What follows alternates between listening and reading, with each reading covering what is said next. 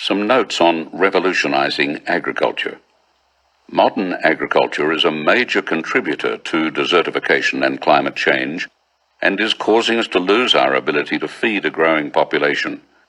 Almost all of the world's vast grasslands are desertifying, leading to increased hunger, poverty, violence, and millions of environmental refugees. Any time soil is exposed through ploughing, burning, or improperly managed livestock, soil organisms die, releasing carbon dioxide into the atmosphere. In fact, as Chapter 1 pointed out, carbon dioxide emissions from the destruction of agricultural soils and the burning of croplands and grasslands nearly equal emissions from fossil fuels each year.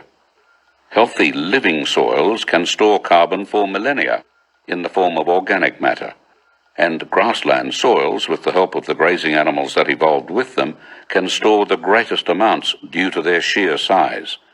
This is key because once we reduce the carbon dioxide coming from agriculture and fossil fuel emissions, there still will be many billions of tons of carbon dioxide in the atmosphere that need to be drawn down to Earth and safely stored as carbon to keep our climate livable. Allan has mentioned here farmers and ranchers throughout the book who are demonstrating what is possible on both croplands and grasslands using livestock properly managed to assist in regenerating their soils and in turn increase productivity and profitability. But their numbers aren't growing fast enough and we can't afford to wait, so let the revolution begin. Notes on revolutionizing policy making. If those who are revolutionizing management and agriculture aren't supported by sound policies, their revolutions will falter. Policies need to reward outcomes that are economically, environmentally, and socially sound, and discourage those that are not. Policymakers now have a tool in the holistic management framework to help them figure out which is which. A policy formed within a holistic context will always fare better than a policy formed reactively to address a singular problem. Holistic policy making focuses on the future resource base and what people want versus problem-centric policy making that continually treats the symptom. The context checks help assure that the policy does tackle the underlying cause of the problem and doesn't just suppress symptoms, which will persist if that cause is not addressed. Far too many of the problems policies seek to resolve are of our own making, having been brought about by reductionist management and reductionist policies too.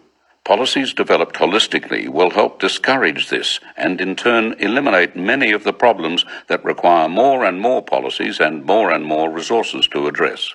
Allan doesn't believe it'll be long before a young and incredulous generation asks how policymakers did not see this long ago. Such questions drive revolutions. And revolutionizing our organizations and institutions.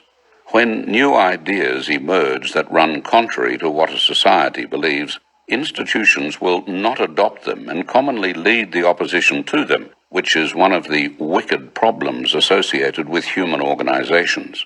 Thus, until a significant shift occurs in how society views holistic management, institutions will remain at best passive, even though individuals within them are not. This represents a special challenge because it is organizations and institutions that create the policies that in turn impact agriculture and management.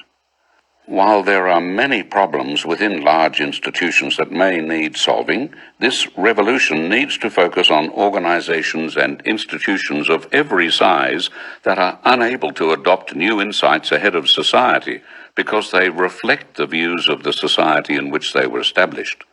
Thus, while revolutionizing our institutions is a high priority, we have to do so by making the public aware of the new insights and shifting public opinion first. Then institutions can shift too. How great that shift in public opinion needs to be is hard to determine, but Allan believes it's not as large as we might think for a tipping point to be reached. When a few million people are using social media to state that management needs to be holistic, or we're not going to make it, institutions will begin to change. But it will take more than social networking, as powerful an influence for change as it has proven to be, to reach that tipping point. Books have long played a role in spurring societal movements. And Allan's hope is that this one will too, even though modern attention spans are decreasing.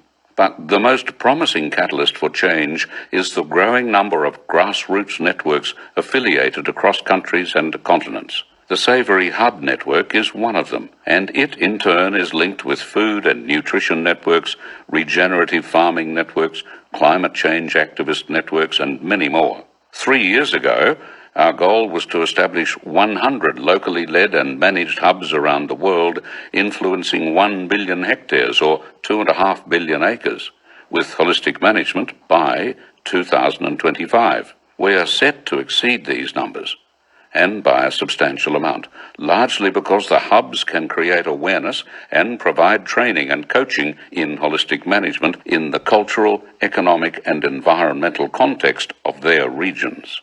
And they can share what they learn, as well as unite around issues of concern with the broader network. Neighbours telling neighbours and friends sharing with friends across a local network give power to the larger network, which becomes a movement and produces the tipping point and a revolution.